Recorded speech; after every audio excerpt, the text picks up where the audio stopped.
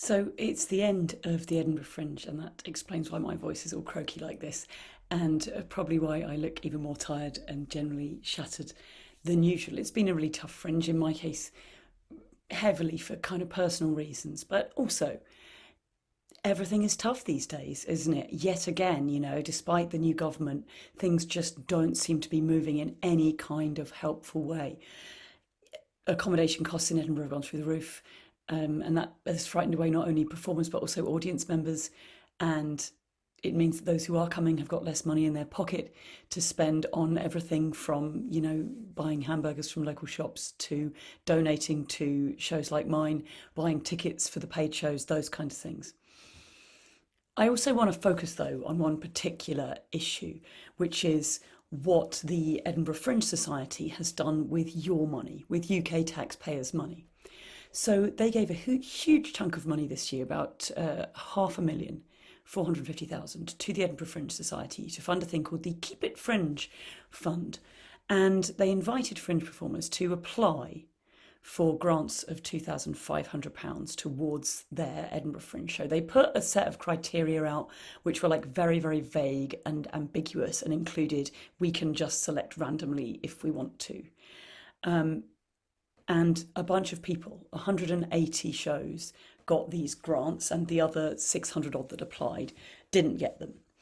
And I'm not just sulking because, of course, I didn't get one, because, I'm just a well-known and outspoken critic of the Fringe Society who is administrating it. And, of course, I didn't get any. But what happened, of course, was that I spent the whole Fringe wandering around looking at, for example, enormous outdoor billboard posters which said, go and see this show. And then it said, supported by the Keep It Fringe Fund. And you're like, if this is really to support performers who otherwise wouldn't be able to attend the Fringe, I'm mildly confused at how they can afford to spend it on, posters, outdoor giant posters. Like, that is something that in an ideal world you would maybe have for your show. But if that's the thing that you can't afford rather than accommodation and the basics, then I would argue that you're not exactly like the most needy case. And on top of that, I saw loads and loads of posters for shows with the supported by Keep It Fringe funds on that were in the big paid venues, the venues that charge you three, five, seven, £10,000 to hire a theatre space for the month. And like, again, if you came and did shows with the Free Fringe, you'd get your space for free. So if that's what the money needed spending on, then clearly you can't quite make it to the Fringe.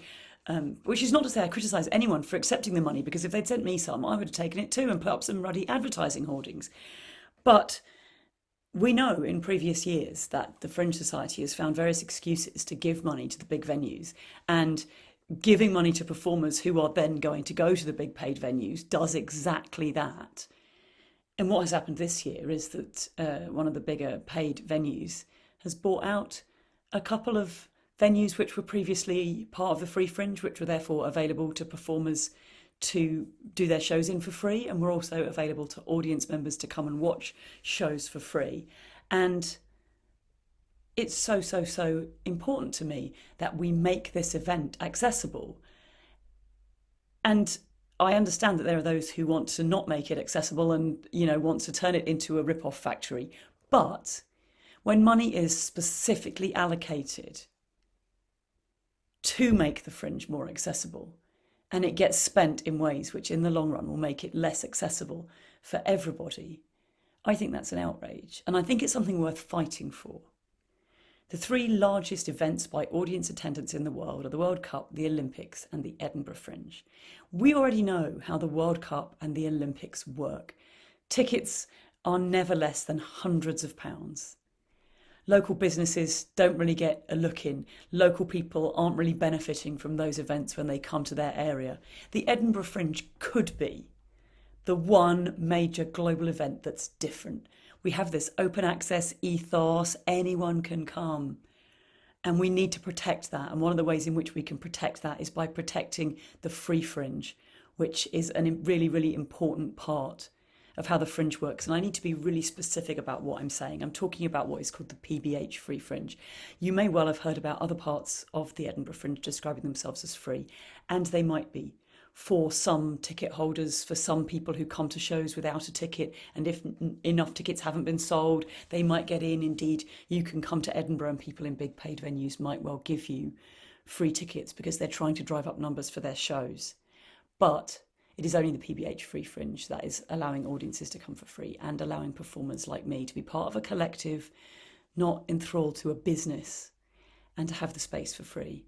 And we're being shrunk and we're being forced out quite deliberately and quite actively by the Fringe Society. And I would urge anyone who can to keep supporting my work and to keep supporting the Free Fringe wherever possible, because it's like we're just kind of hanging on there, and it's such a brilliant and valuable organisation that's allowed me to do my show, even though it's been an incredibly tough year, and not leave the Fringe, financially completely shredded. So yeah, thank you so much to everyone who came to the show and everyone who was able to donate and all that kind of stuff. The best way to donate to me in an ongoing way is by sponsoring these videos. It can cost you as little as $12 a year, and you'll get access to loads of bonus content and loads of treats and extras from me. You can even write to me and say, oh, please talk about this. I think it's exciting. Whatever you like. And if you want to support the PBH Free Fringe, just Google it and you'll find lots of opportunities to do so.